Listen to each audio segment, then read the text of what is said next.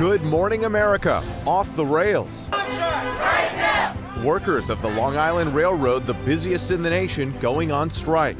250,000 commuters now forced to find other ways to get to work Monday morning. I'm sorry that the MTA has decided to put you guys in the middle of our dispute. The sticking points and the blame game between President Trump and New York's governor. Widespread storms, the severe weather threat in the plains and Midwest lasting for days. Plus the critical fire danger, the high threat levels and the red flag warnings. Mounting pressure, Taiwan's president presses the case for U.S. arms sales following President Trump's whirlwind summit with China's leader, who wants the U.S. to stay out of it, as Russia's President Putin plans to meet with President Xi himself. Rescue at sea. 2 fishermen stranded on top of their capsized boat off the California coast send out a call for help. All right, let me get you a little closer here. How they were finally pulled to safety. False advertising? You know the jingle. 1-877 Cars for Kids. Why a judge in California ruled Cars for Kids is misleading customers. The charity's response. Memorial Day sales, from airfares to shopping. GMA looking to save you money. The early deals and last-minute flights going on right now.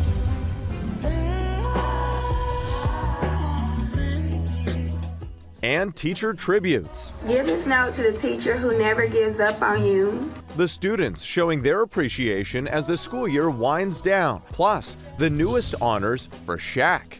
Your character will take you further than your resume. Continue to be kind. Continue to be humble. Live from ABC News headquarters in New York City, it's Sunday. Good morning, America. And good morning, America. It's great to have you with us. Nice words of wisdom from Shaq on this Sunday morning, right? It's very wise. Yes. And Rhiannon, it's great to have you at the desk. Gio is off this morning. We've got a jam-packed show for you here, including a preview of tonight's Game 7 of the Eastern Conference semifinals between the Pistons and the Cavs, plus highlights from last night's NHL playoff matchup. Sabres fans waking up very excited this morning. They clawed back from the brink of elimination, forcing a Game 7 against the Canadiens. Also forcing that game back to Buffalo. That's so right. Very happy fans. But we also want to talk about Louisiana's primary results overnight. Senator Bill Cassidy is ousted, marking a major Republican primary victory for President Trump. And new details out of Italy after a car plows into pedestrians, injuring at least 8 people. But we do begin here with the strike on the nation's busiest commuter rail. The walkout now entering its second day, and the clock is ticking ahead of the busy Monday morning commute. ABC's Morgan Norwood is at New York's Penn Station with the latest. Morgan, good morning. Good morning to you, Ed, and you can see these workers back on the picket lines for day 2 of this strike. And this morning, there was growing concern for that Monday morning commute, which could turn out to be costly and chaotic for the nearly 250,000 riders who depend on the Long Island Railroad to get in and out of New York City. This morning, day 2 of a massive rail strike, now threatening to upend the start of the work week for hundreds of thousands of New York commuters. The Long Island Railroad, the busiest commuter rail system in North America, now shut down, leaving some 250,000 daily riders scrambling for a way into New York City. Give them what they want and let them get back to work. The walkout starting just after midnight Saturday after months of negotiations between the MTA and unions representing some 3,500 rail workers collapsed. We're just looking for an agreement that ensures our members' standard of living. That's all this is about. Our last offer literally gave the unions everything they said they had wanted in terms of pay, but they rejected even that. The main sticking points: pay raises between 4.5% and 5%, along with health care costs. So you guys are prepared to hold out for not just days, but months? Yes, if we have to, yes. We have no choice.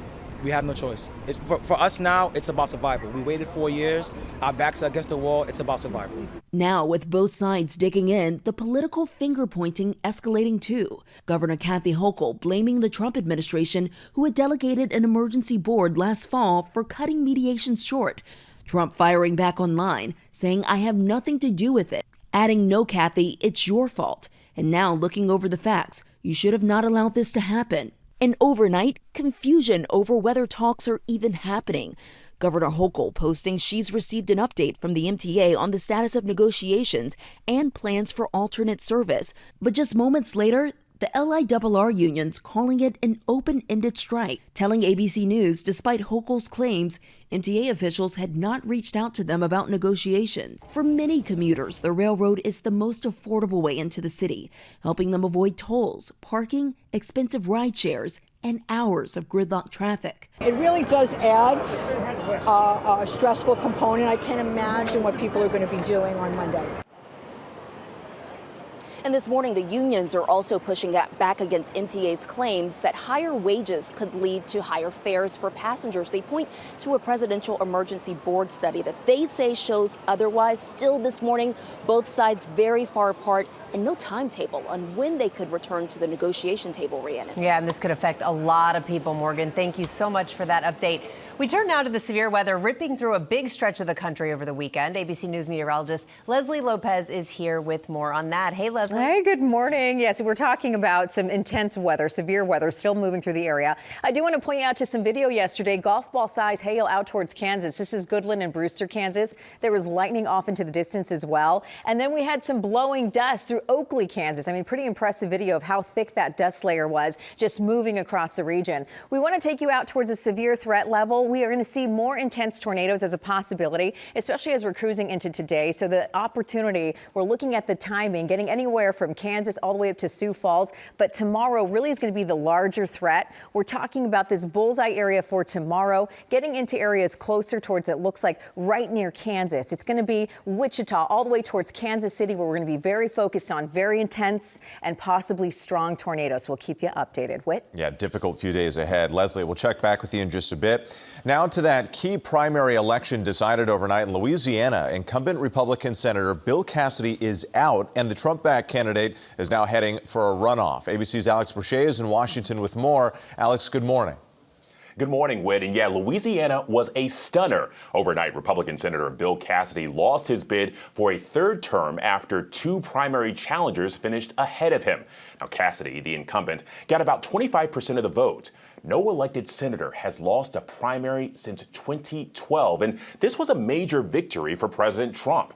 Cassidy drew the president's ire 5 years ago as one of the Republicans who voted to impeach Trump during that second trial. And in this race, Trump endorsed Representative Julia Letlow, who posted the strongest finish with about 45% of the vote. She'll now face off with State Treasurer John Fleming in a June 27th runoff.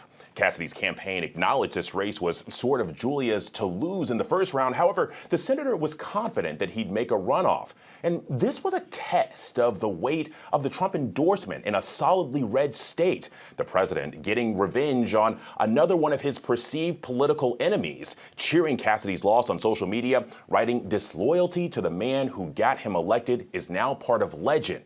Now, what's interesting here is Cassidy's loss means just 3 of the 17 Republicans who voted to convict or impeach President Trump in 2021 after January 6 are still in office on Capitol Hill. The rest either retired, are retiring, or have lost primaries. And Alex, we know this midterm election year is just starting to heat up. What's next on the primary schedule? Yeah, Whit. So another test will come on Tuesday. You have primaries in Alabama, Idaho, Oregon, and Pennsylvania. In Georgia, those primaries include a crowded Republican field for Senate and governor. And in Kentucky, Representative Thomas Massie, who's been an outspoken critic of the president, will face off in a primary with Trump-endorsed Ed Gowrine. And overnight, President Trump repeated his calls for Kentuckians to vote Massie out, calling him the worst and most unreliable Republican congressman in the history of our country. Whit. All right, some big races to watch. Alex Brochet for us. We appreciate it. Rhiannon? All right, Whit, we turn now to the fallout following President Trump's trip to China and whether the president will approve $14 billion in arms sales to Taiwan. ABC News foreign correspondent Britt Clennett joins us now with more on this from China. Good morning, Britt. Good morning, Rhiannon. Yeah, concerns are running very high in Taiwan after President Trump said the sale of American weapons to the self-ruled island are a very good negotiating chip following his summit with Chinese President Xi Jinping here in China. Now, in an interview with Fox News, Trump also warned Taiwan against formally declaring independence from China. Beijing sees Taiwan as a breakaway province which will be taken over by force if necessary. And in one of Xi's strongest ever statements, the Chinese leader cautioned Trump that the Taiwan issue, if not handled properly, could lead to conflict. Taiwan's presidential office, meanwhile, said the U.S. policy towards Taiwan remains the same, saying the U.S. is bound by law to provide it with weapons and that the defense helps deter against regional threats. Meanwhile, as you mentioned, Trump has yet to approve a $14 billion arms package for Taiwan, causing worry there that Trump is considering making a deal with Xi as a way to kind of get China to force Iran's hand and reopen the Strait of Hormuz. Meanwhile, days after Trump's visit, it's been confirmed that on Tuesday, Xi will host Russian President Vladimir Putin. The Kremlin said Putin watched Trump's visit here very closely. Rhiannon. All right, a lot on the line. Our Britt Clinton there for us in China. Thank you. Make sure you tune into This Week Later. George Stephanopoulos will interview U.S. Trade Representative Jamieson Greer about the outcomes of the China summit. Plus, Representative Thomas Massie of Kentucky has his high-stakes primary. Rhiannon, now to London, and the two massive protests from opposite ends of the political spectrum happening at the same time. Tens of thousands of people joined a nationalist anti-immigration rally on Saturday, a display of the growing power of the far-right movement, closely linked to President Trump's MAGA movement. Nearby, thousands also marched in a pro-Palestinian rally calling for an end to the conflict in Gaza. Police reported more than 40 arrests. Rhiannon? And now we turn to a legal move that could put cash in the hands of President Trump's political supporters. ABC's Catherine Falders is in Washington with more on this story. Good morning, Catherine. Good morning, Rhiannon. Despite the backlash from Democrats and even some Republicans, I'm told by sources that President Trump is expected to make this arrangement public as soon as tomorrow.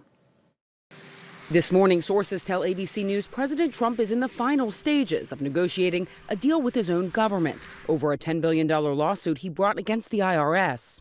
The president expected to drop the suit as soon as Monday in exchange for the creation of a so-called Truth and Justice Commission, which would oversee a fund of more than $1.7 billion to pay the president's allies.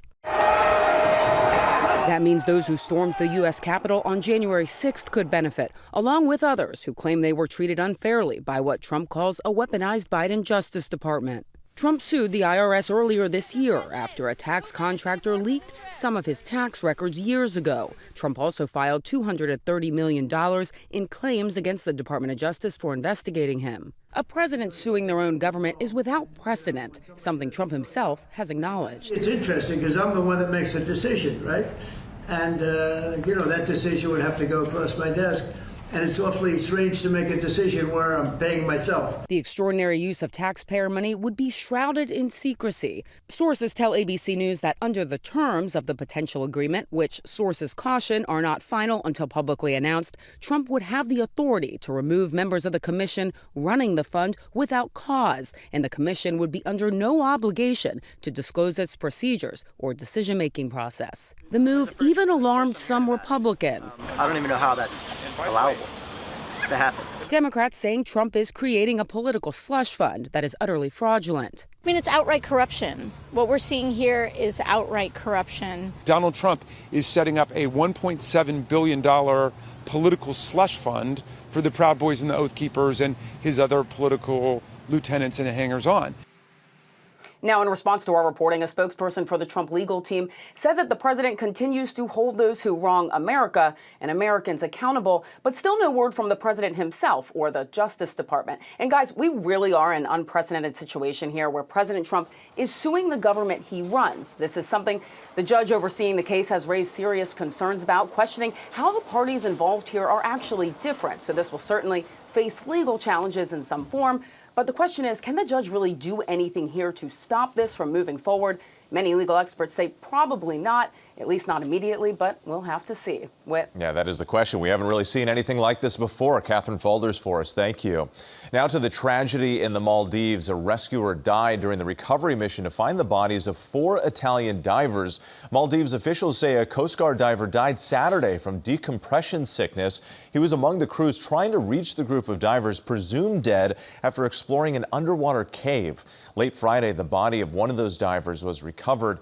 In response to this latest death, a European task force of highly skilled divers is now being called in to assist with the ongoing recovery efforts.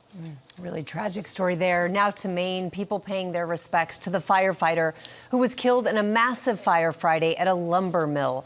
The remains of Andrew Cross was taken on a 45-mile journey to a funeral home to allow first responders and others to honor him. At least 10 other people were injured in that fire, and the cause is still under investigation. Whit.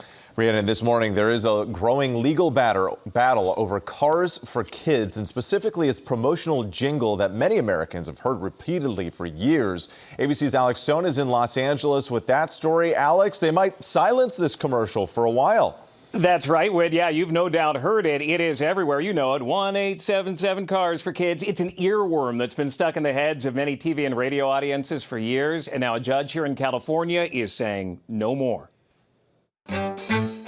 You've probably heard it, maybe many times, over the almost 3 decades it's run on TV and radio. 1-877 Cars for Kids. It's even been mocked in pop culture. 1-877 Cars for Kids. Shut up! Shut up! What is this charity? But this morning, a Superior Court judge in California says a Cars for Kids jingle must stop being broadcast in the state. Donate your car today. Finding the nonprofit has been violating California's false advertising laws. We have to show they knowingly and intentionally misled the public. And it's not an easy thing to do, but we did it. The ruling stems from a lawsuit filed by a Southern California man who says he donated a car after hearing the ad on the radio. He believed the proceeds would go to help children in need, but his attorney says that's not where the money has actually been going. They knew what they were doing.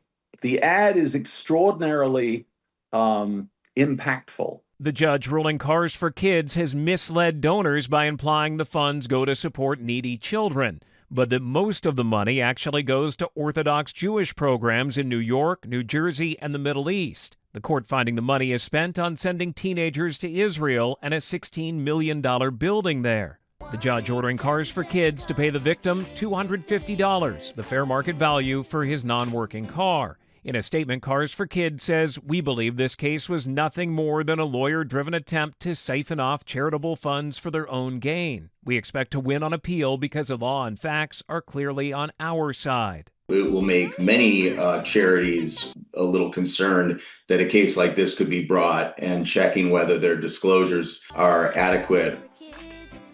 All right, so Cars for Kids has until June 8th to stop airing the ads in California or get that ruling put on hold. It's also facing a similar federal class action lawsuit alleging much of the same. Rhiannon. All right, thank you for that. It is now time to talk about the second round of the NHL playoffs. The Sabres clawing back from the brink of elimination, forcing a Game 7, the 2 greatest words in all of sports, against the Canadiens. Buffalo trailed in the first period 3-2. Looked like it was over, but they had plenty of time. They turned things around. They went on an unanswered scoring surge. They had 3 goals in the second, then another 3 in the third. The Canadiens missing their chance to close out the series on home ice. The Sabres handily defeating the Canadiens 8-3. And you can catch Game 7 tomorrow night at 7:30 Eastern on ESPN. I was in Buffalo for the start of this series. They tell me in Buffalo they are a hockey town with a football I believe problem. it. We could hear that's good. We could hear the cheers from Buffalo all the way down here in New York City. So great series. Now to the rescue at sea. 2 fishermen finding themselves stranded when their boat capsized. ABC's Melissa Don has more on how they were saved in the nick of time. Melissa, good morning. Good morning. Truly, luckily for them, they were getting help just before it was too late for these fishermen. It is an incredible rescue that happened off the coast of Monterey, California, where the fishermen were out at sea rock fishing when suddenly the boat started taking on water. This morning, dramatic video showing 2 fishermen stranded on top of their capsized boat. desperately awaiting rescue 6 miles off the California coast. The pair fishing for rock cod when disaster struck, their vessel suddenly taking on water, flipping over, leaving them stranded in the 50-degree open ocean. Their faint distress call picked up by Captains Nancy Black and Evan Brodsky of Monterey Bay Whale Watch, just 2 miles away. So I immediately started heading that way, and I went as fast as we could. The Coast Guard finding the fisherman's location using their cell phone, but the whale watching ship arriving first, spotting the men through binoculars on top of the overturned hull, clinging for their lives, now for 40 long minutes. All right, let me get you a little closer here. A little closer here. The crew tossing life rings and helping pull both men on board, with some of those whale-watching passengers pitching in to help lift them to safety. The timing couldn't have been closer. The forecast was for gale warnings in the afternoon, and it did come like after we got the wind came up so strong. If that wind had come before we got them, they would have been pushed off that boat because the waves and swell were so big afterwards. The men were transferred to the Coast Guard at sea, cold but uninjured. Captain Black says in 25 years on the water, she's never had a rescue like this. I don't know a hero, but I just feel like, all our training paid off. Both of the fishermen are recovering, and as for the captains of that whale-watching boat, they're back out in the waters today hosting tours. Wow. Guys. Yes, that training definitely paid off, Yeah. that's for sure. Love a happy ending. Absolutely. Thanks, Melissa. Still ahead, what we know about the suspect after 8 people were injured after a car plowed into pedestrians. And Aaron Rodgers isn't done yet. We'll tell you what's next. The old protect the young. And then the young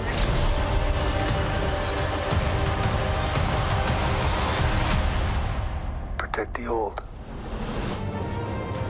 Before going into harm's way. Welcome back to GMA. The countdown continues. We are just days away from The Mandalorian and Grogu, the newest adventure in the Star Wars universe. The galactic thriller marks the return of the Star Wars franchise to the silver screen.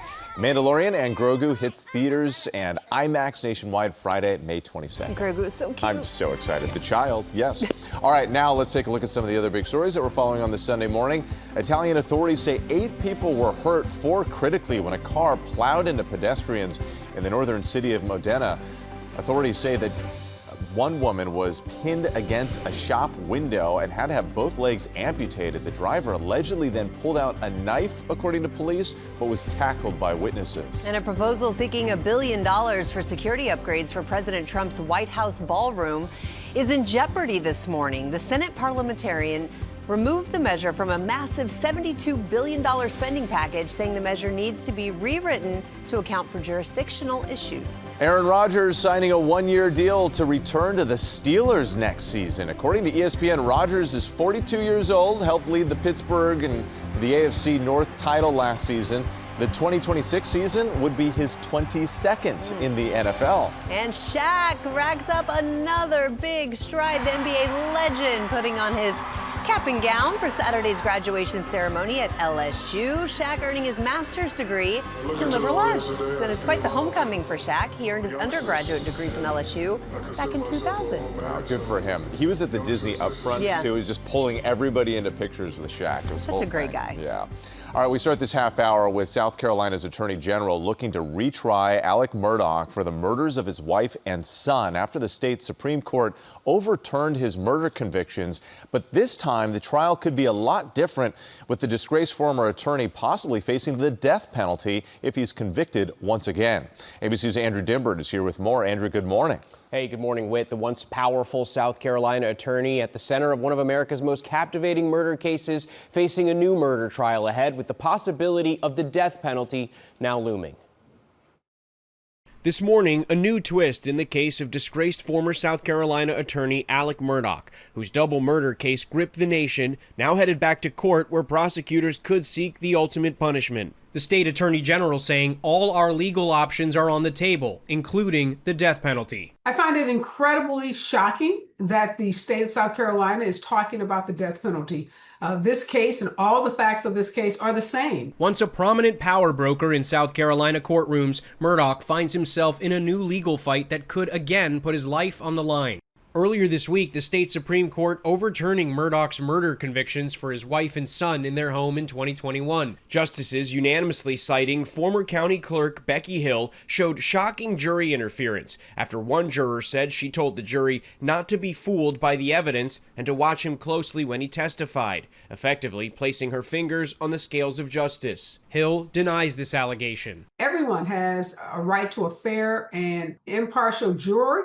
They have the right to a fair trial. And when you have a court making comments on the defendant, it's inevitable that an appeal would occur. And I'm not surprised that the Supreme Court overturned the conviction. Here's Hill reading the verdict in the first trial. Guilty, guilty, guilty. The jury reaching a guilty verdict on those murder charges less than 3 hours later. Hill would resign soon after and plead guilty to perjury and misconduct charges. One juror from the first trial telling me Hill did not impact her guilty vote and is stunned the convictions were overturned. I was a little shocked. I couldn't believe it at all. I never felt that she was pushing an agenda with me, so I never felt that she was trying to get me to vote either way. Murdoch's attorneys have long maintained his innocence, accusing Hill of swaying the jury to sell a book on the trial, a book that was shelved over accusations of plagiarism. While we strongly disagree with the Supreme Court, we respect this decision. It's currently my intention to seek a speedy retrial.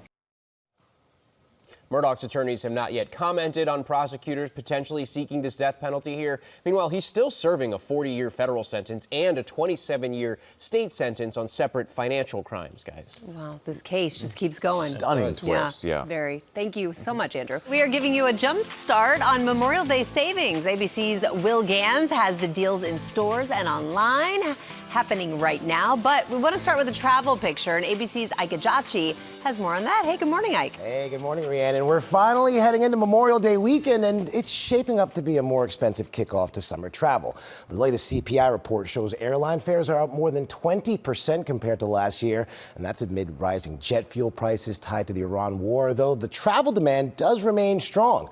But that's a big jump for families looking to get away. According to Going.com, the average domestic airfare for this Memorial Day, it's about $459 round trip. So where are people actually going? Well, Going.com says travelers are gravitating toward classic vacation spots. Think Las Vegas, Honolulu, Los Angeles, San Francisco, right here in the Big Apple, with Seattle topping the list as the #1 destination this year. So if you are booking, travel experts say pay attention to the ticket type you choose. Katie Nastro with Going.com recommends looking for a main economy fare. That's because if prices drop after you book, you can rebook and get the difference back as a credit. And with bag fees rising, more travelers, they're sticking to carry-ons, meaning overhead bin space. Yeah, that's tighter than ever.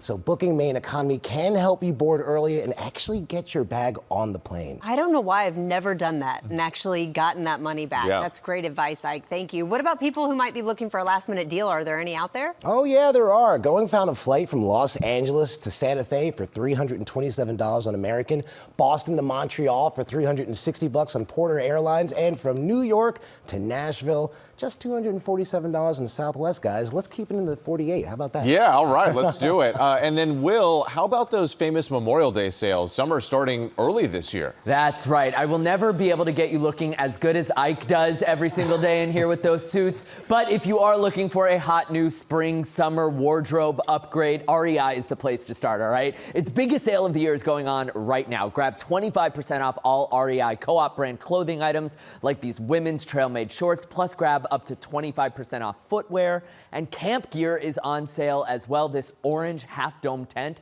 40% off right now. And for more clothing discounts, The Gap has sales of up to 50% off warm weather styles. Denim jacket, for example, 50% off, retailing for just $54. And of course, a big part of Memorial Day sales, appliances. Both Home Depot and Lowe's both have plenty to choose from if you're in the market for an upgrade. Home Depot up to 35% off select refrigerators, washers, dryers, ranges, and dishwashers. For example, right now you'll save $320 on an LG front-loading stackable washing machine. And at Lowe's, up to 45% off select major appliances, including this top-loading washer, which was $849, now now $578, a savings of $271. Also at Lowe's, you can save $1,700 on this refrigerator, but that sale ends May 20th. Okay, good to know. Now, what if you are finishing up spring cleaning, in the market for a refresh for your home? Any good deals in that category? Oh, yes. Macy's is offering 20 to 60% off furniture, mattresses, and rugs. This three-piece bedroom set was $3,800, now just over $1,500. And at Wayfair, all kinds of discounts there. Microfiber sheet set, for example, was $137.99, now just $23.99. That's 83% off, guys. Okay. What about those Harry Potter glasses you got on, Will? Priceless, Rhiannon. That's Priceless. right. Yes, especially the face behind them. Thank right. you, Will. All right, coming up on Good Morning America, a must-win game in the NBA playoffs, and the teams ready to battle it out in the next round. ESPN Shams Charania sizes up the matchups. Welcome back to GMA, and the team still going for glory in the NBA playoffs. ESPN senior NBA insider Shams Charania is here to size up the next games. Shams, good morning to you. It's always great to have you. So let's jump right in here. It is make or break tonight with a series tied between the Pistons and the Cavs. Who do you expect to come out on top? The Pistons are going to have the momentum being at home for this Game 7. They played in the Game 7 last series against the Orlando Magic in that first round as well. And they're the first team since the 2008 Boston Celtics that's needed to play multiple Game 7s in order to advance to the conference finals. Game 7s can be up in the air at different points. The road team certainly has a chance in these types of environments and games. And Donovan Mitchell and the Cavs, they won Game 5 after losing every road game so far in these playoffs. They're going to have a chance to do it again today. And tonight's winner, we know, faced the Knicks in the Eastern Conference Finals. The Knicks off a fresh sweep of the Sixers. They've looked really good. What does their momentum look like for Game 1, and who's a better matchup for the Knicks? They're going to have 9 days of rest in between that sweep of the 76ers and then this series in the conference finals against either Cleveland or Detroit. The one good thing, though, for the Knicks is that it does provide some rest and recovery, because OG Anunoby suffered a hamstring strain at the middle of that second round series. He missed the final 2 games of that sweep against the Sixers. I'm told he is going to be playing in Game 1 of the Eastern Conference Finals on Tuesday. So that's going to provide a big boost for Jalen Brunson and Karl Anthony Towns.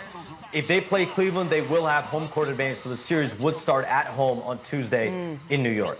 Yeah, the rest can be critical, but you still got to bring the energy, though, so that'll be an interesting one to watch. Let's head out west. The OKC Thunder and the Spurs tip off for Game 1 on Monday. These teams have the best records in the league. How explosive will this matchup be? There's history all around this series. You think about this is the first playoff series with 750 win percentages since the 1998 Jazz and Bulls. This is the first time we've seen 60-win teams face off since 2017 when the Warriors and Spurs faced off in the Western Conference Finals. Both teams have similar amounts of depth. They hit you with waves and waves of players. We know on the Spurs side, Victor Wembanyama, Stephon Castle, Dylan Harper, De'Aaron Fox. And on the Oklahoma City Thunder side, the presumed back-to-back MVP, Shai Gilgeous-Alexander, Chet Holmgren, Jalen Williams, A.J. Mitchell, who's been a star of these playoffs as well. This is a completely historic matchup, a matchup of 2 titans in the NBA. Who do you like with Spurs and OKC? I think, listen, Oklahoma City Thunder is going to have a level of an edge. They've been here before. They've been in this situation before. They have home court advantage, and they have the MVP. Yeah, they do. They certainly do. It's going to be a great matchup. It is. Now with our plays of the day and the students spreading messages of gratitude. Will is back with some really touching moments. This was a great way to spend my day yesterday, just reaching out to all of these educators. School year is winding down, but social media is heating up with creative ways to celebrate student success and the educators who inspire us. In fact, searches for teacher TikToks up more than 1,000% this week alone. This video from a classroom in Georgia is going viral. Miss Cleese writing her hand on her job, teacher, and her second graders sharing their own dream jobs on their hands. How sweet is that? Another trend gaining traction on the eve of summer vacation tasks students with honoring teachers based on a prompt. These students at Good Shepherd Catholic School in Indiana receiving notes like, take this to a teacher who makes your day brighter, and surprising their educators with that note. And then this video from Brevard Public School District in Florida. Give this to a teacher you'll never forget. Lots of tears shed. One of our favorites, though, from Smilo Prep Charter School in Jackson, Mississippi. Take a look at this. What is this? It's about Give this note to the teacher who never gives up on you. Thank you for always believing in me, even when I struggle. Your support reminds me that I can keep improving. Thank you. That video has been viewed nearly 3 million times on TikTok. Comments pouring in like, jokes on you, I plan on crying today anyway. Yeah. We love all the teachers out there. Thank you so much for watching, everybody.